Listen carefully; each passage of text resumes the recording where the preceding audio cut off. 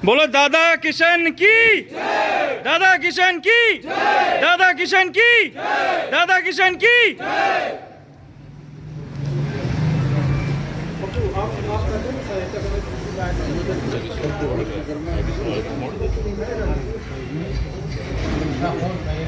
बता दो कौन सा बीटेक वाला या एमबीए वाला ने 42,000 का स्टार्टिंग में लिया और 10वीं पास सिपाही। फिर 2004 के बाद में सिवाय डिफेंस के फौज, एयरफोर्स, नेवी के कहीं पे भी पेंशन नहीं है, एनपीएस है।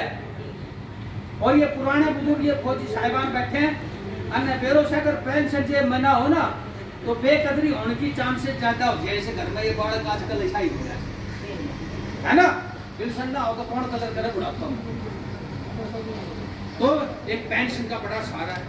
अगली चीज क्या है, एक आदमी तो सिपाही जरूर भर्ती होगा, लेकिन अगली पीढ़ी के ऊपर उठने के सारे रास्ते खुल जाते हैं। कैसे?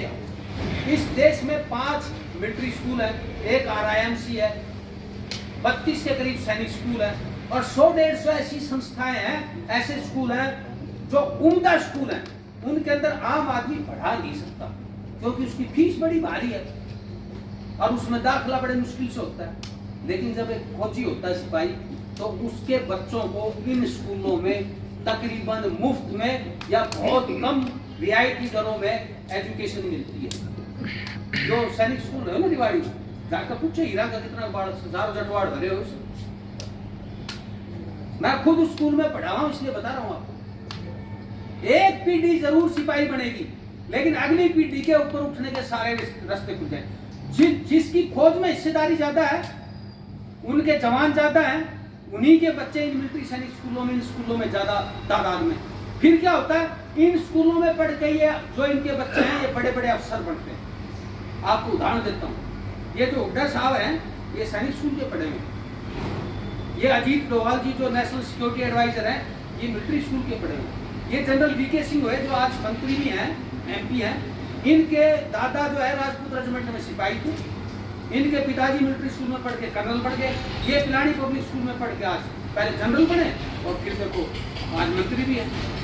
फिर ये जो अपने जाट सुहाग थे जनरल, इनका दादा जो था वो जाटों की एक टुकड़ी के अंदर सिपाही था, बाप भी उसी टुकड़ी में भर्ती होगा। ये मिलिट्री स्कूल में, सैनिक स्कूल में पढ़ के अफसर बढ़ गए। और ये कहानी यही नहीं रुकती।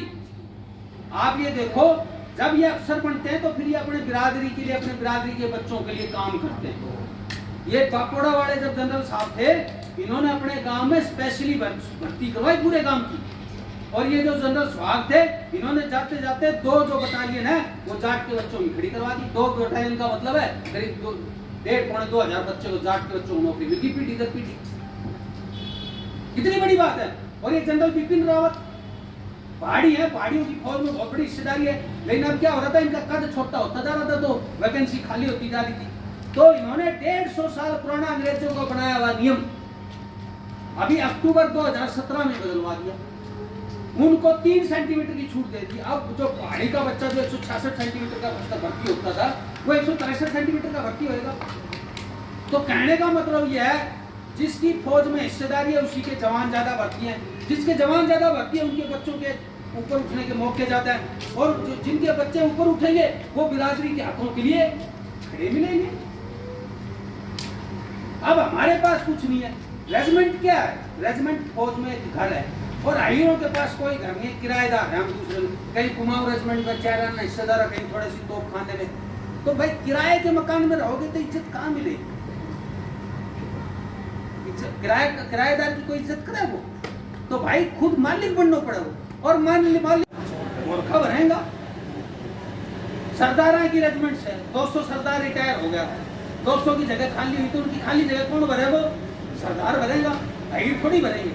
तो कहने का मतलब यह है कि जिस बिरादरी की रेजिमेंट है उसकी भर्ती के चांसेस ज्यादा है। आपको ताजुब होगा, आज से करीब 110 साल पहले एक अंग्रेज ने लिखा किताब के अंदर, ये जो दारूहेड़ा है इसकी जो जमीन से आमदनी है उससे कई गुना आमदनी जो है फौजियों की तनख्वाह और पेंशन के रूप में। वो किताब आज भी मेरे पास में एक बंगाली मजूमदार ने लिखी है, Indian army and the making of Punjab. मतलब ये दारूएड़ा नाम भी ठिकाना था जहां से तंत्र है, जिसके पास वोट की ज्यादा ताकत है उसको उसके हक भी उतनी आसानी से मिल जाते हैं। लेकिन कौम को अगर इस काबिल बनना है तो 5 मैं चीज बताऊंगा, खास तौर से जीजी अरे पीछे बैठी है, मैं इनको बता देता हूँ बेटी को कि ये आप लोग लागू करेंगे, क्योंकि आज की तारीख में घर में जो सरकार है वो तो इन्हीं की है, बाहर किसी की भी हो। कौम को उठाना है तो 5 चीज सीखनी पड़ेगी और बड़ी मोटी चीज है, आपको उसके लिए दिमाग नहीं लड़ाना ज्यादा। पहली चीज ये है, खाना सीख लो। खाने में बहुत चीजें हैं। क्या चीज है? एक तो जो हमारे बड़े बूढ़े पुरखे थे उनके पास कागजी डिग्रियां नहीं थी लेकिन समझ बहुत ज्यादा थी। चाहे हमारी अहिरवाल की हालात मान लो या कुछ और मजबूरी मान लो, हम मोटा अनाज खाते थे। जाड़ा में बाजरो खाया करता, गर्मियां में जौ चना खाया करता।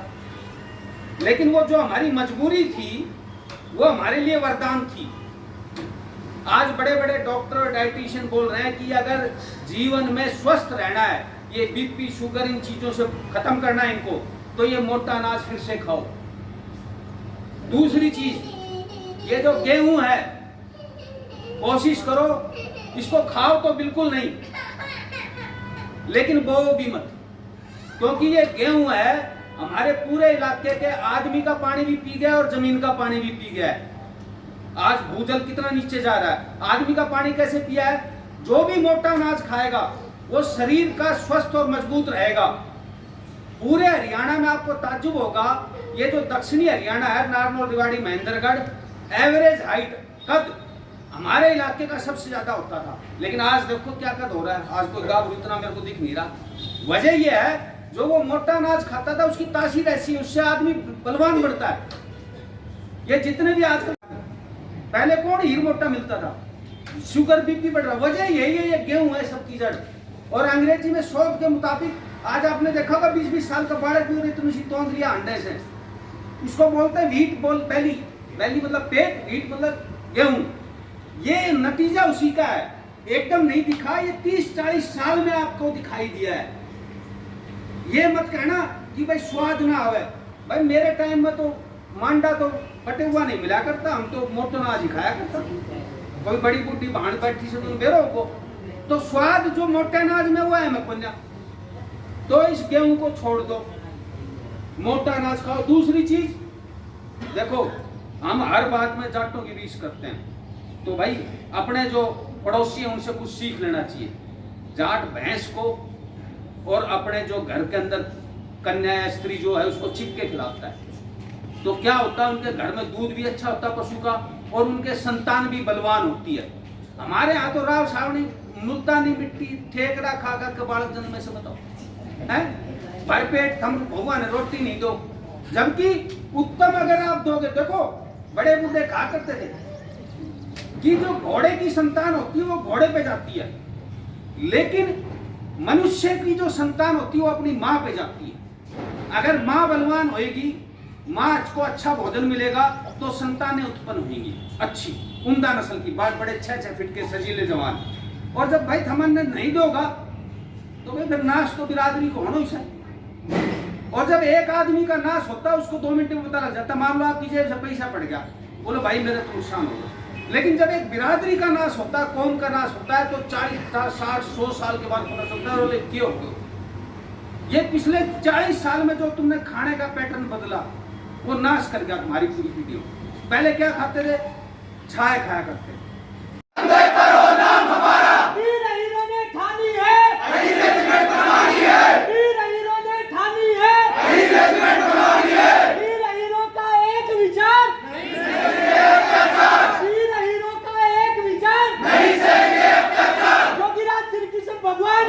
जय जय जय। बाकी तो लावणी